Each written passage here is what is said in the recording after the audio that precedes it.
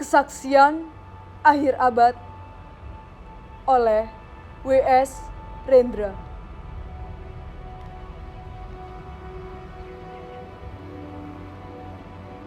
Ratap tangis menerpa pintu kalbuku.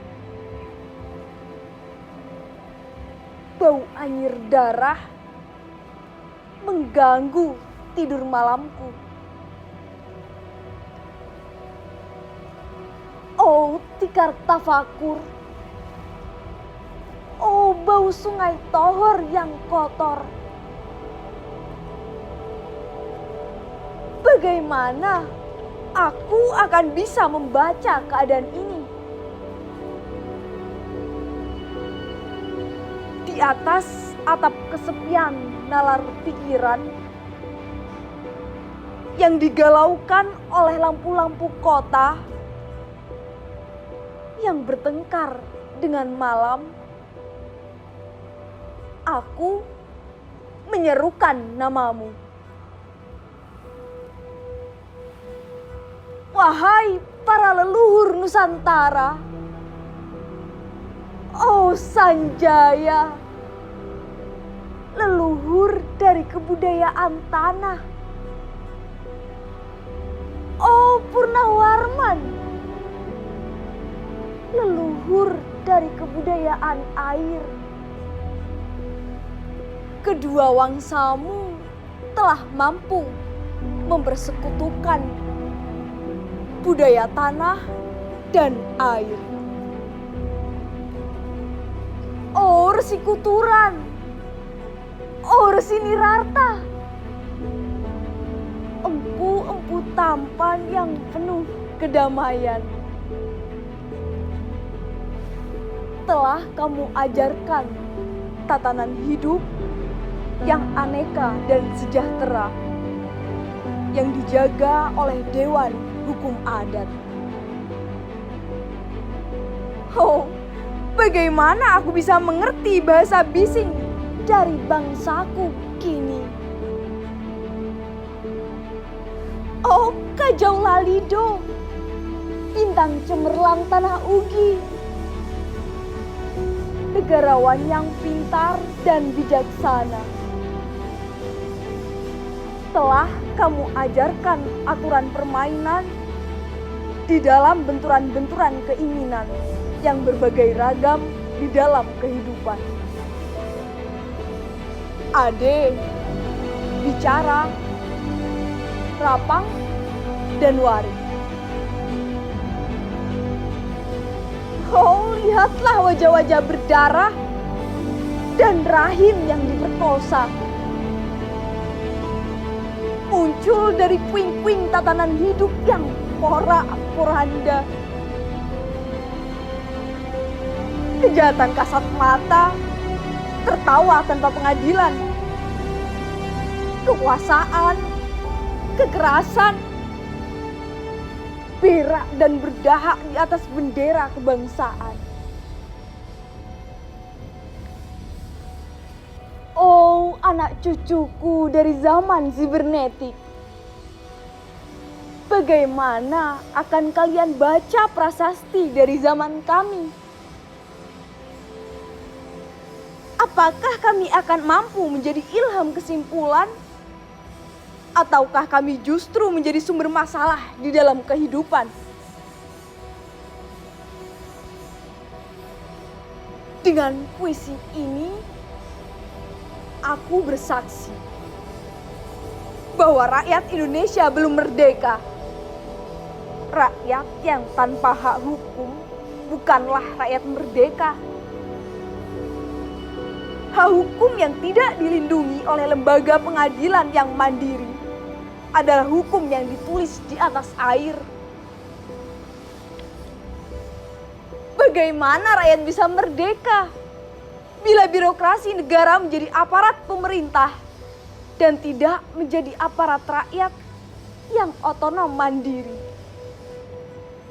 Sebagaimana layaknya di negara yang berdaulat rakyat.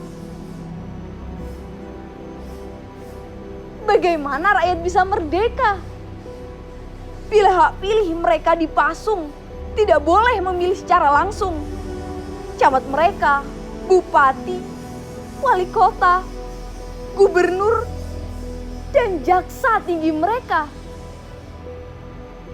Dan partai-partai politik menganggap rakyat hanya abdi partai yang dinamakan masa politik partai, kaula partai, atau hamba partai.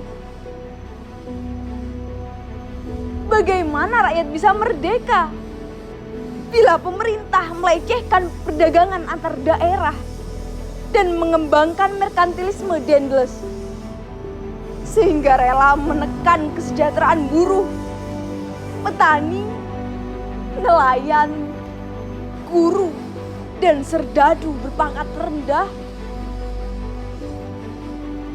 Bagaimana rakyat bisa merdeka bila provinsi-provinsi sekedar menjadi tanah jajahan pemerintah pusat?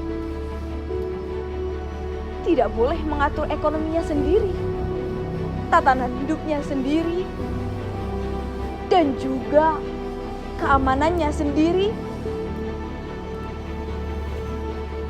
Ayam, serigala, macan, ataupun gajah, semuanya peka pada wilayahnya. Setiap orang juga ingin berdaulat di dalam rumah tangganya. Setiap penduduk ingin berdaulat di dalam kampungnya. Dan kehidupan berbangsa tidak perlu merusak daulat kedaerahan. Hasrat berbangsa adalah naluri rakyat untuk menjalin ikatan daya cipta suku yang penuh keanekaan kehidupan dan memaklumkan wilayah pergaulan yang lebih luas untuk merdeka bersama. Tetapi lihatlah selubung kabut saat ini. Penjajahan tatanan uang, penjajahan modal, penjajahan kekerasan senjata, dan penjajahan oleh partai-partai politik masih merajalela di dalam negara. Dengan puisi ini, aku bersaksi bahwa sampai saat puisi ini aku tanda tangani, para elit politik yang berkedudukan ataupun yang masih di jalan tidak pernah memperjuangkan sarana-sarana kemerdekaan rakyat. Mereka hanya rusuh dan gaduh memperjuangkan kedaulatan golongan dan partainya sendiri. Mereka hanya bergulat untuk posisi sendiri.